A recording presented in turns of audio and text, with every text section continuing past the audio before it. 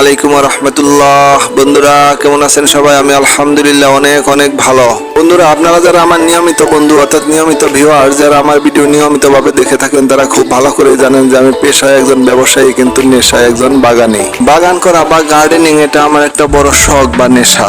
এটা একটা সেই ছোটবেলার শখ বা নেশা। যখন আমি সবেমাত্র প্রাইমারিতে পড়ি, বাড়ির উঠানে বিভিন্ন রকমের গাছপালা লাগাতাম আর তার যত্ন নিতাম। ছোটবেলার সেই শখ বা নেশাটা এখনো রয়ে গেছে, যে কারণে আমি আমার উঠান আঙিনা এবং ছোট্ট ছাদেও একটা সুন্দর বাগান গড়ে তুলেছি।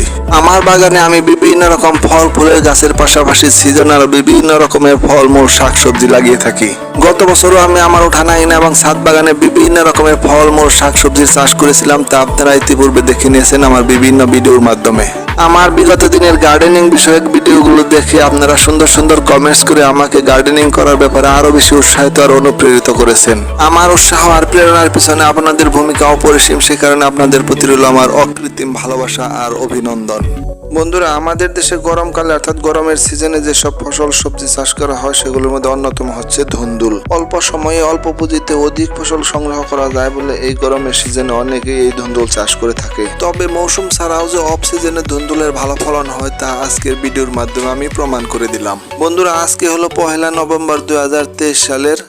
তো আজকে থেকে আরো 3 মাস আগে ধুন্দুলের সিজন শেষ হয়ে গেছে। তো এই ধুন্দুলের অফ সিজনে কিরকম ফলন হয় সেটা পরীক্ষা করার জন্য আমি আমার ছাদ বাগান এবং উঠান বাগানে কিছু ধুন্দুলের চারা লাগিয়েছিলাম। চারা লাগানোর পর থেকে গত 50 দিনে সেগুলো আদর আর যত্ন ভালোবাসা পেয়ে ইতিমধ্যে ফলন দিতে শুরু করেছে। আর তারই ভিডিও আমি আপনাদের সাথে শেয়ার করতেছি। তো বন্ধুরা, শেষ পর্যন্ত সাথেই থাকুন, দেখতে থাকুন।